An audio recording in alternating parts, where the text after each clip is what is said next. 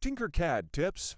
Well, spooky season is just about upon us, and I know a lot of people are getting some of their new designs ready for Halloween.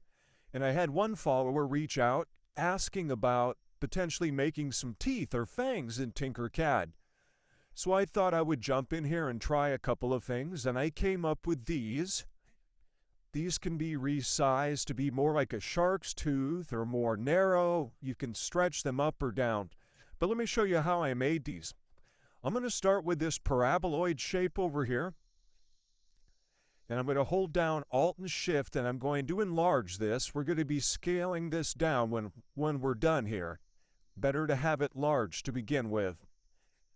I'm going to grab one sizing handle here. I'm going to narrow it up a bit, so it looks a little more like that. Okay, now we're going to be doing wave duplication here. So once I create my duplicate, I want to make sure that I never select away from it. If I do that, it breaks the chain, and I won't be able to do all of the remaining duplicates. So the first thing I'm going to do here is I'm going to click Duplicate. I'm going to hold down Control and Shift, and I'm going to cursor up a bit. You can see we're raising our duplicate up a little bit. Okay, I'm going to hold Alt and Shift. I'm going to resize this a bit. Let's do that again. Let's bring this down to, let's say, 31.4. Let's make it 31.3. There we go.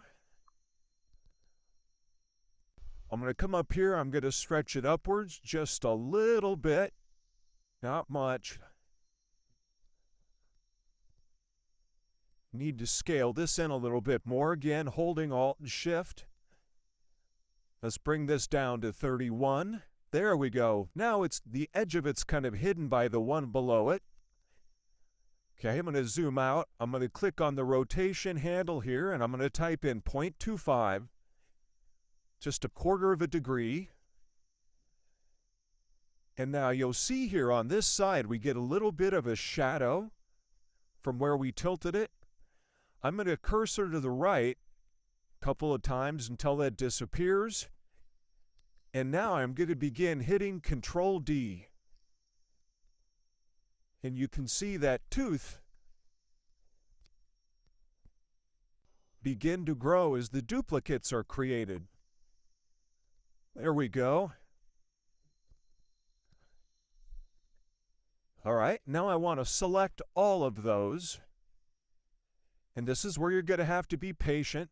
I'm going to take all of those. I'm going to group those together. Once they're grouped, it'll look like that. While it's still selected, I'm going to go ahead and export this as an STL and bring it back in. It'll just be easier to work with. Remember, this one that we've created here still has all of that history of all of those paraboloids joined together. So I'm going to click Export, choose STL, save file.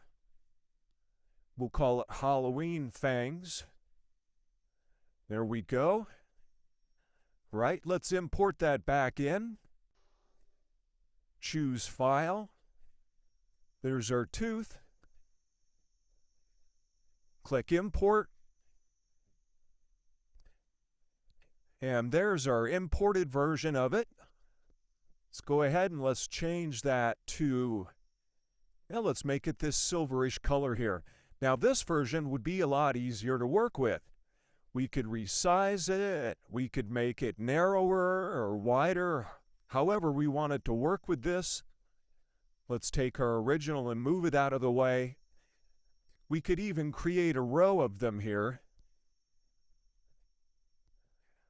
It's holding down Alt. I can drag a copy here. I could rotate this a bit. Holding Alt and Shift, I could scale it down.